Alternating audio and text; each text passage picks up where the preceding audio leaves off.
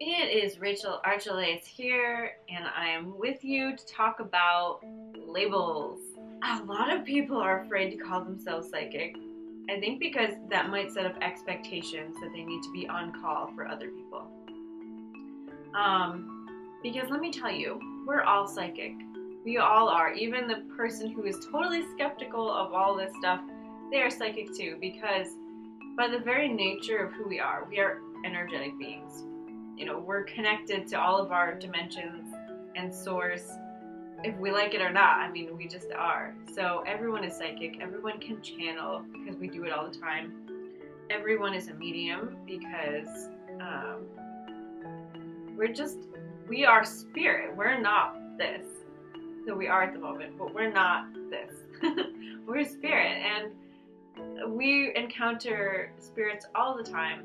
We are influenced by them. They give us energy, and we do communicate with them whether we know it or not. So maybe you're not a conscious medium, but you do have those capabilities, and I understand that there can be some fear about calling yourself a psychic or a medium, because then people will say, oh, well, do a reading for me, and then you have to say no or get really scared and go hide.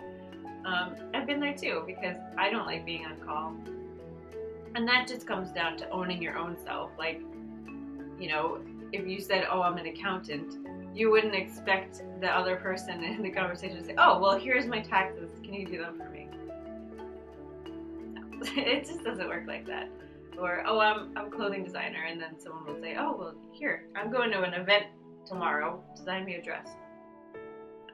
So even if you call yourself a psychic, it doesn't mean you have to be on call and on the spot all the time.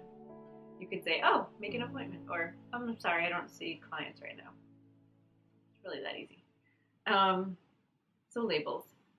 For a long time, and I get it, for a long time I had a blog where I wrote poetry every day, every other day.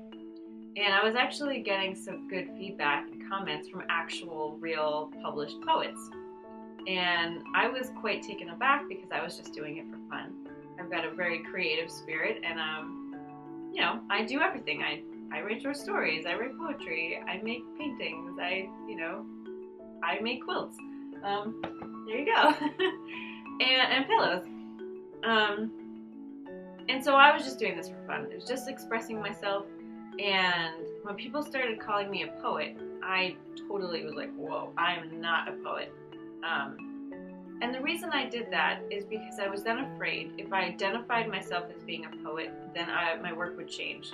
It wouldn't just be this free, easy thing. Then I would have to worry about editing it and looking it over again and making sure it was a good quality, or, judging it, basically, instead of letting it be what it wanted to be, with just an, pure channeled expression from who I am. And the same thing happened when I started getting recognition as an artist when I was younger. I got some really good feedback at a show that I did, and then all of a sudden I thought, oh, well, I have to start being political now. I'm getting recognition for my work, and I needed to say something. And so I started doing pieces that had more political nature to them, and I didn't get the same feedback anymore because I was messing with it. I was letting the label turn it into something that it wasn't, which was I express. That is me as an artist. It's no different from me as the medium, or me as the psychic, or me as the person, or me as the green-haired freak. And I say that lovingly. I am who I am, and I'm all of those things, and I'm none of those things. And when you can sort of like throw out the meaning of the label and either just accept it or don't accept it, like let people call you what they want to call you, or refer to yourself as that as a shortcut, but don't put any meaning on it. Don't make it something that it's not. Then you can sort of relax and let go, and even maybe call yourself that. So if you're worried about calling yourself a psychic or a medium and what other people would then think of you, try to let that go, because embracing who you are is an important part of the step of claiming yourself as being psychic. Because when you're doing that, you're not just saying that you can communicate with energies or translate energies or even talk to spirits. You're acknowledging your whole self.